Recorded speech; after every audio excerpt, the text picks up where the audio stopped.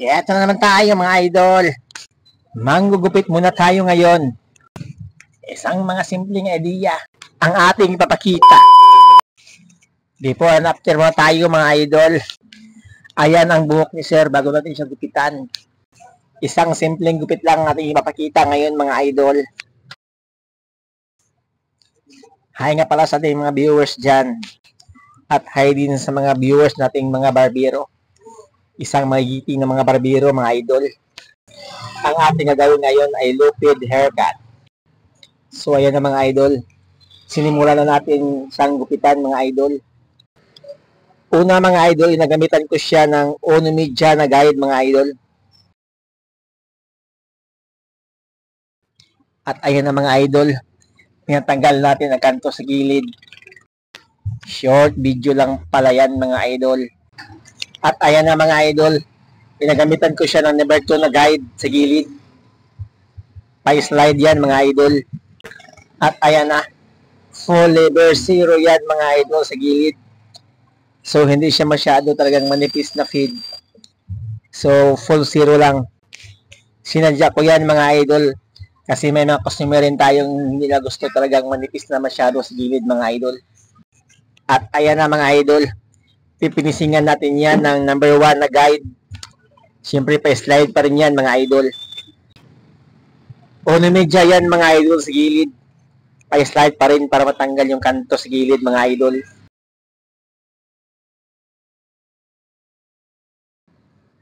Ayan na mga idol. I-box natin ang harapan ng customer mga idol.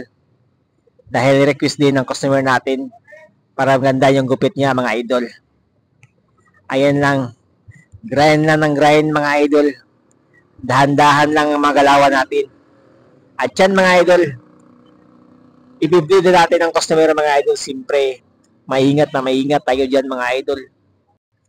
Shout out nga pala mga idol. Yang barbero sa harap ko mga idol.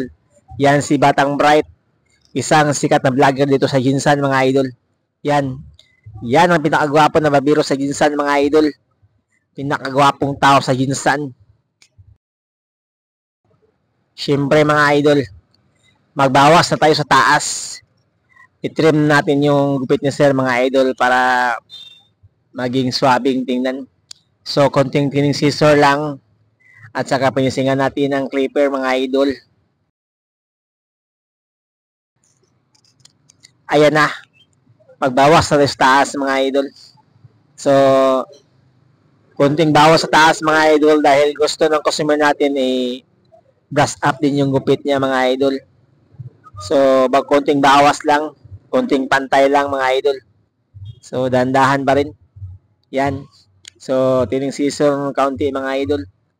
Para hindi magpantay-pantay yung buhok ng ating customer para maging swabe mga idol.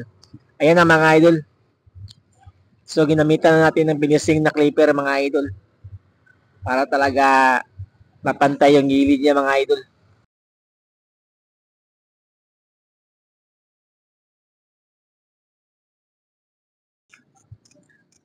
Ayan na mga idol. Tapos na natin i-shampoo ang ating customer. So, siyempre, patutuyuin natin yung buhok ng ating customer mga idol para malagyan siya ng wax. I-blower muna natin. Siyempre, dahan-dahan sa pag-blower kasi mainit po yan mga idol. Ganyan lang. Ganyan lang mga idol. I-blower na natin ang buhok ng ating customer para matuyo.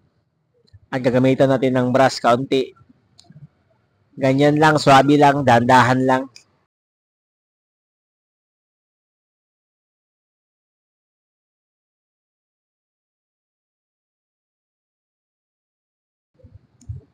Ayan na mga idol.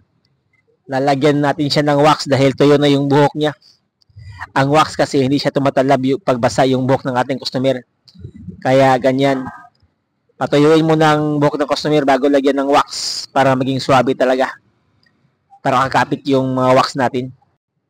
Pagkatapos i-wax ay fix natin yung buhok ng customer mga idol. Para paglabas niya, pwede na siyang magpunta sa mall para magpasyal.